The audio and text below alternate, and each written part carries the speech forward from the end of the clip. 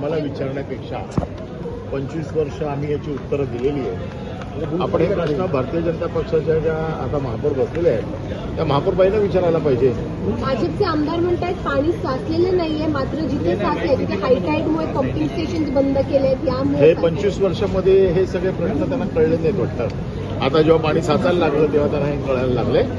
आणि आम्हाला असं वाटतं की आम्ही उत्तर देण्यापेक्षा हे प्रश्न आपण सगळे भारतीय जनता पक्षाचे आता जे महापौर आहेत किंवा महानगरपालिका मुंबईच्या लोकांनी भारतीय जनता पक्षाच्या हातात दिलेली आहे त्यांना आपण हे प्रश्न विचारता.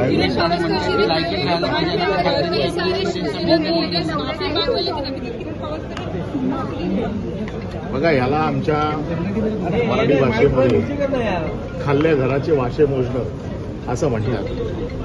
सकाळी उठल्यावरती बाळासाहेबांच्या नावाने आम्ही आहोत असं सांगायचं आणि हळूहळू आपले रंग दाखवायचे.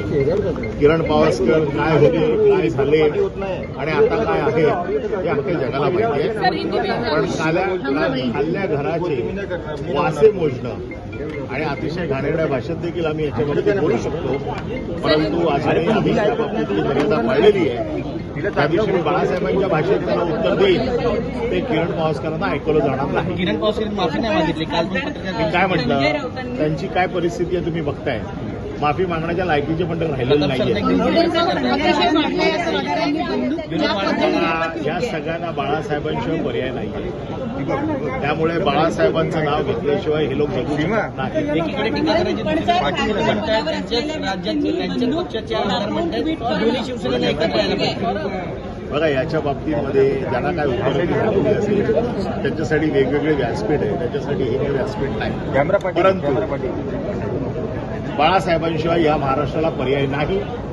आम्ही सभागृहात बघतोय, महाराष्ट्रात बघतोय, सगळेच पक्ष कोणीही बाळासाहेबांशिवाय जगू शकत नाही अशी आता परिस्थिती आहे. खासदार असलेल्या संजय राऊतांनी बंदूक विचारायची